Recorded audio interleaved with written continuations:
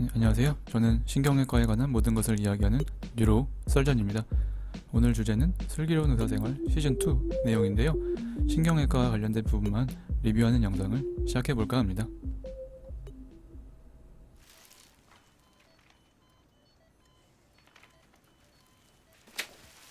정훈이 JP 드레인이 양상 바뀌거나 양이 늘진 않는지 확인 좀 잘 부탁드릴게요. 네, 교수님. JP 드레인이라고 해서 수술 후에 닳고 나오는 피주머니입니다. JP는 사람 이름이고 드레인은 출혈을 배액해주는 기구라는 뜻이 되겠습니다.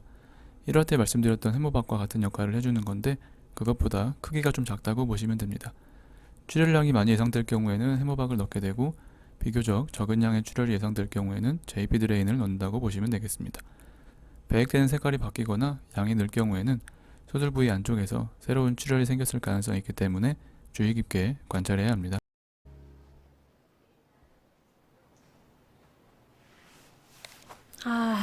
쉽지 않겠다. 위치가 안 좋아. 교수님, 저 올팩토리 그루브 메닌지오마 수술 처음 들어가요.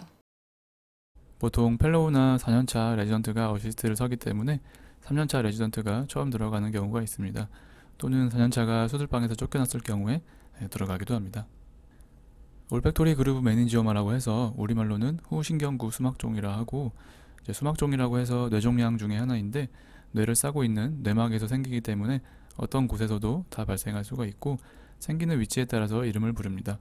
사진과 같이 여러 곳에서 종양이 발생할 수가 있고 이번 케이스는 그 중에서 올팩토리 그루브라고 해서 우리말로는 후신경구라고 하는데 후각신경이 위치한 곳에서 생기는 종양을 의미합니다. 따라서 당연히 후각 기능이 떨어지게 되고 크기가 클 경우에는 두통, 시야장애나 경련으로 내원하기도 합니다. 수막종은 대부분 양성 종양으로 수술적 제거를 하면 완치가 됩니다. 그래서 신경외과 의사들이 가장 선호하는 뇌종양이라 할 수 있습니다.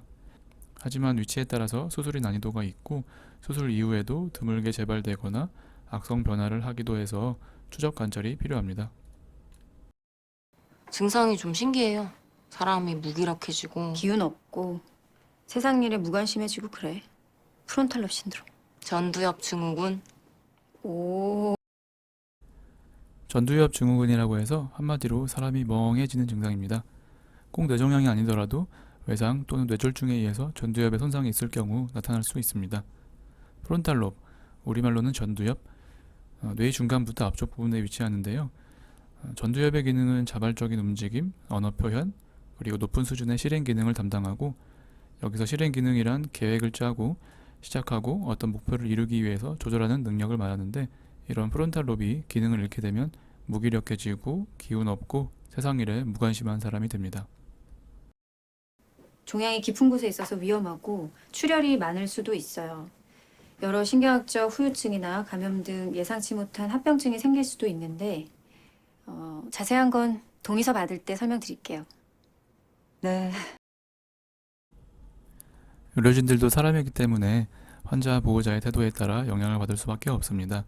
환자 보호자들은 당연히 수술에 대해서 불안해하고 그래서 때로는 공격적인 태도를 보이기도 합니다.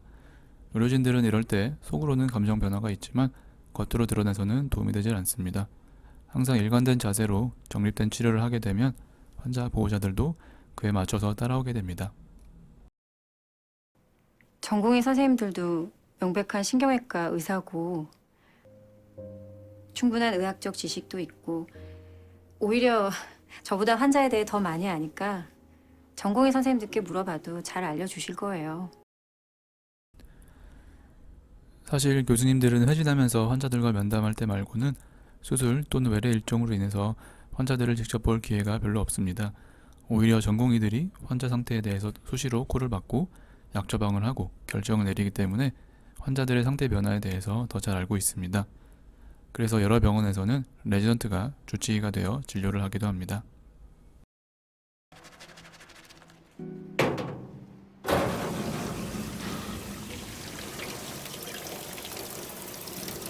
화이팅! 나도 화이팅.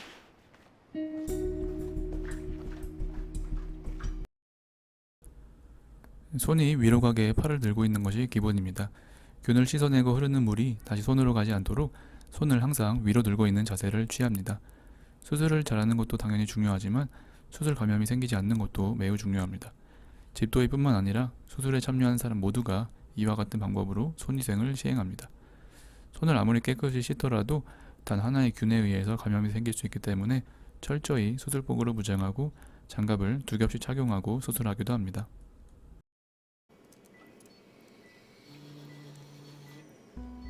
튜머가 어디 이전이 심한데 다이섹션이 힘드네. 제가 튜머 이쪽 부분 리트렉터로 당겨보고 있을까요? 그래.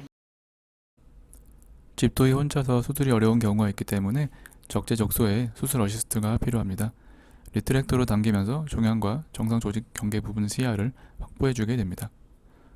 어드 이전을 협착으로 설명을 하였는데 협착은 척추관 협착증처럼 어떤 공간이 좁아진 상태를 말하기 때문에 유착이 좀 더 정확한 표현이 되겠습니다. 뇌수막종은 다른 뇌종양에 비해서 경계가 명확한 편이지만 종양과 정상 뇌조직 간의 유착이 심할 경우에는 다이섹션, 즉 박리가 어려워서 종양 제거가 어렵습니다. 정상 조직을 최대한 보존하고 종양만 완벽하게 떼어내는데 심혈을 기울여야 합니다.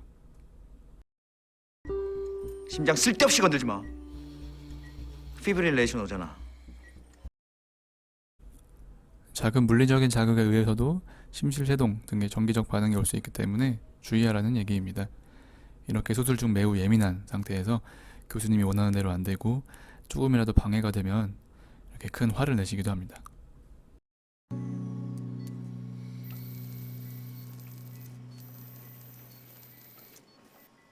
종양 잘 제거된 거 보이지? 네, 교수님. 이제 마이크로 빼주세요. 네. 수술에 사용하는 정밀한 현미경을 마이크로라고 부르는데 마이크로가 나간다는 얘기는 종양 제거가 끝났다는 말입니다. 어시스트를 서면서 가장 기다려지는 말이기도 하는데요. 마이크로가 나가면서 수술방에 불이 켜지고 그때부터는 마무리 작업을 들어가는데 뇌막과 두개골, 피부 순서로 닫게 됩니다. 그리고 실시간 수술 시간을 보면 마취 시간 6시간째, 수술 시간은 5시간째인데 종양의 위치가 깊고 어려웠던 케이스였기 때문에 정상적인 수술 시간으로 생각됩니다. 참고로 제가 본 뇌종양 수술 중 가장 길었던 수술 시간은 28시간이었습니다. 당직이 아니어서 퇴근했다가 다음날까지 수술하고 계신 것을 보고 정말 놀랐던 기억이 있습니다. 힘들었다. 듀라부터는 저희가 닫겠습니다. CSF 안색에 뒤로 꼼꼼하게 닫아주고 블리딩 컨트롤 잘하고 마무리 잘해줘. 예. 뇌 조직을 싸고 있는 막을 메닌지스라고 부르고 메닌지스를 듀라메터, 아라크노이드, 파이아메터의 3개의 층으로 구분을 합니다. 그 중에 바깥쪽에 가장 두꺼운 막인 듀라를 뇌막 전체를 대신해서 보통 부르게 됩니다. 듀라를 닫는다는 말은 종양 제거를 위해 절개했던 뇌막을 다시 꿰매준다는 뜻이 되겠습니다. CSF는 세레브로스파이널 플루이드의 약자로 뇌척수액이라고 부르는데 뇌 조직을 보호하는 물이라고 생각하시면 됩니다. 종양을 제거하기 위해 듀라를 열고 수술을 했기 때문에 뇌척수액이 새지 않게 꼼꼼히 꿰매줘야 됩니다. 간혹 꿰맨 부분 사이로 뇌척수액이 새는 경우가 있는데 그럴 경우에는 감염의 위험이 높아지고 상처 회복도 늦어지기 때문에 마무리도 상당히 중요하다고 할 수 있습니다. 안녕하세요. 교수님, 얘기 들으셨어요? 무슨 얘기? 뭐지? 이 신선한 이야기의 도입부는? 세계적인 바이올리니스트를 구한 한국 최고의 뉴로서전으로 병원에 인터뷰 요청했대요. 알아. 극 중에는 신경외과 의사를 뉴로서전이라고 표기하였는데 정확한 발음을 한번 들어볼까요? Neurosurgeon. Neurosurgeon. 뉴로서저리는 신경외과라는 뜻이고 뉴로서전은 신경외과 의사라는 뜻입니다. 저는 신경외과에 들어오기 전까지는 막연히 힘들고 어려운 과로 생각을 했었는데 들어온 이후로 과 선택의 후회는 한 번도 없었습니다. 여러분들도 신경외과로 많이 지원해주세요. 네, 이상 끝까지 봐주셔서 감사드리고 지금까지 뉴로설전이었습니다. 감사합니다.